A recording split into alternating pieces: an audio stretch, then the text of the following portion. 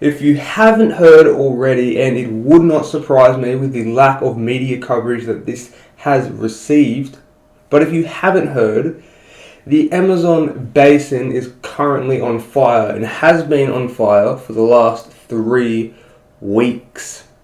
So this has skipped the attention of the media. Ask me why, I have no bloody clue. But that's a little bit of a lie, actually. A little bit of a lie.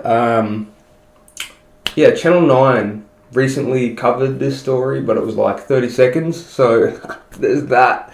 So in this video, I'm going to cover what's happening in the Amazonian rainforest, because I did a little poll on my Instagram, so go check that out.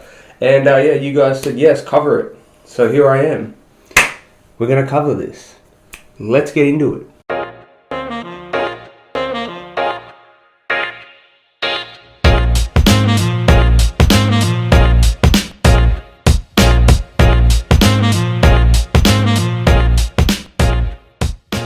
So what's happening? You may be wondering, if you don't know.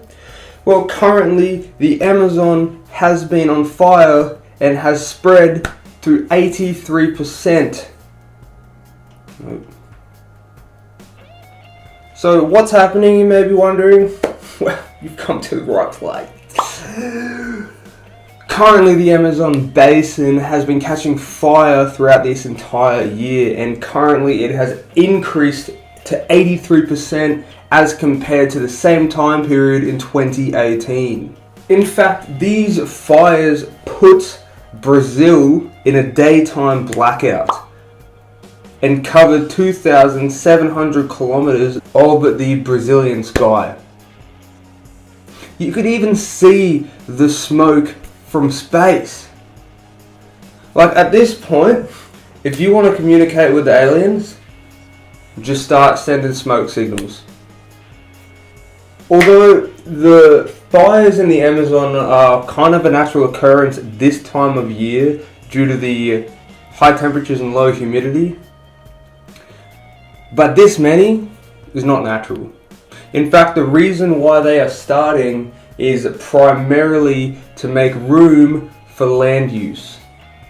So agriculture setting fire to the forest in order to create new land for crop purposes as well as animal ranches.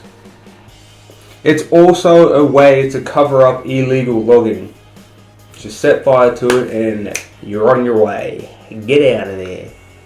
In fact, the president of Brazil, I'm going to butcher this, so I am terribly sorry, Jair Bolsonaro. Do you understand the words that are coming out of my mouth? Jair Bolsonaro. Okay, you're digging yourself a very deep hole, Zach. You need to stop. So yes, that person encourages the deforestation of the Amazon rainforest. So all I can say to Brazil is yikes. So let me give you a brief history of the Amazon basin before we get into the crux of it. So the Amazon covers 3,000 kilometers across. It also houses half of the planet's plant species and 1/5 of the world's drinking water as fresh water. It's also considered the lungs of the planet, as it produces 20% of all oxygen. And we're burning it. Hello? Typically, the Amazon is a rather cool and wet place. This is because of the evapotranspiration caused from the plants into the atmosphere. Now, each day, a single tree will create 1,000 liters of water from this process. Daily, the forest will create 20 billion tons of water, or condensed water, I guess you could say, and forms the majority of the clouds in the atmosphere. Now, those clouds produce rain. which then travel along the Amazon basin. With this, it creates one of the world's most important and largest wetland on this planet, the Pantanal. However, human-induced climate change has changed all of this and made it a drier, less humid environment. In fact, scientists have stated that by 2050, they're expecting an increase in temperature by 2 to 3 degrees Celsius. This will shift the entire ecology of the Amazonian rainforest. Couple that with illegal logging and fire starting, and we have an incredible problem at hand. Burning of forests naturally and unnaturally isn't necessarily uncommon. Well, naturally it's not. Naturally it's common. Unnaturally probably shouldn't be common. But both of them are not uncommon.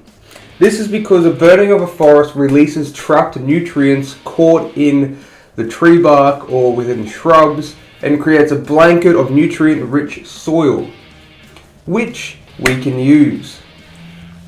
So what's happening here is that the agriculturists in Brazil are burning hundreds to thousands of hectares of rainforest in order to create land to make or for crop use.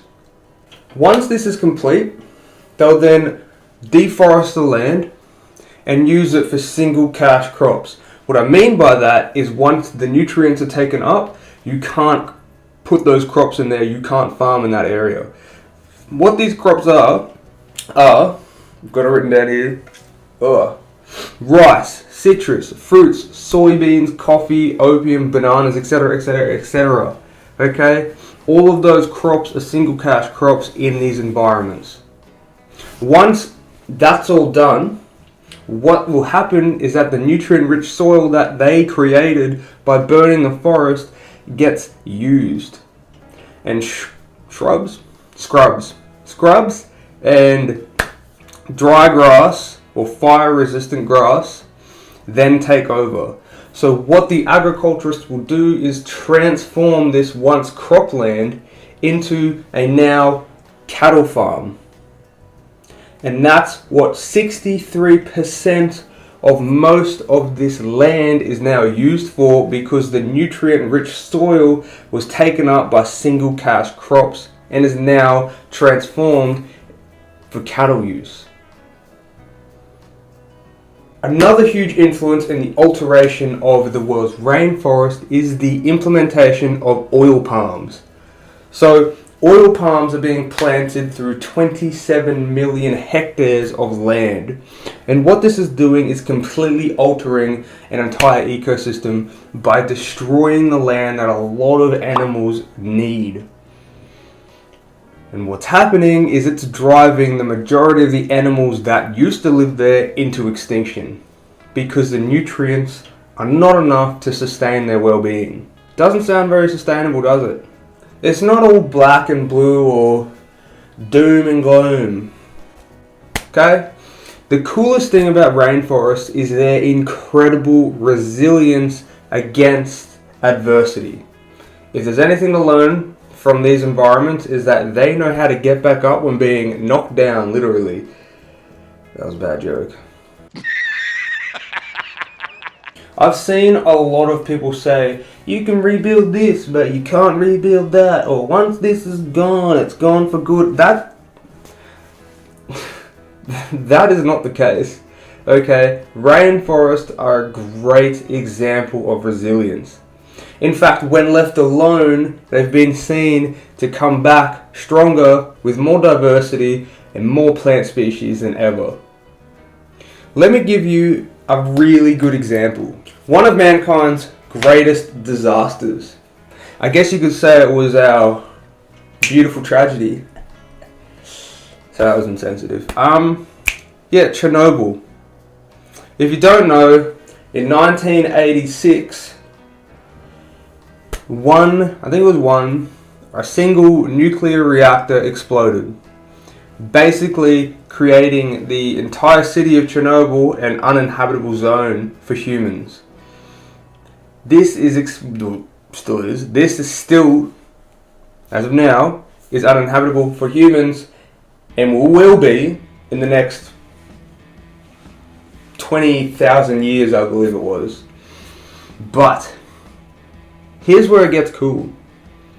So in just a decade of the removal of humans, plant life began to germinate and take over the area.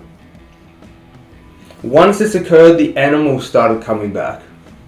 Once the animals came back, the predators started to arrive because they had prey and shelter for their survival and well-being. In just 20 years, the animal population revived itself to the point where it had the same amount of wildlife as in the Europe's wildlands. In 30 years, the entire ecosystem was flourishing. So this is a great example of the resilience of rainforests when faced with adversity. A nuclear reactor went off and completely wiped out the entire area. It took 30 years for that area to recover when left alone. Using that analogy for the Amazon rainforest, it's not unbuildable. It can't be rebuilt, okay? If we leave that area alone, 30 years time, we could have a bigger, more enriched rainforest than what was previously there. But are we going to leave it alone? Probably not. So what I'm trying to get at is, once a place is devoid of people, it will regrow. The damage that we caused will be, well, I was going to say it'd be forgotten, but that's probably not the right word. It'll look better. It'll just be more resilient, okay? Every environment is more resilient. It'll grow back. That's what nature does. Nature comes back. And that is that. That is the end of that video. I hope you guys enjoyed that. You know, just a quickie look over the fires of the Amazon. So, little recap. It's burning down because of us, illegal logging. Fire starting to create nutrient-rich soils for agricultural use. They then use the land to form single cash crops that will not last very long because once the nutrients are there, used up, you can't use it again. They then turn the land that was once a crop once cropland into farmland for animals, such as mainly cattle. So they turn into cattle ranches, and they remain like that. 63% of the entire rainforest or Amazon basin has been converted into cattle ranches. That's the problem. The solution, leave it alone, it'll grow back. These environments are very resilient.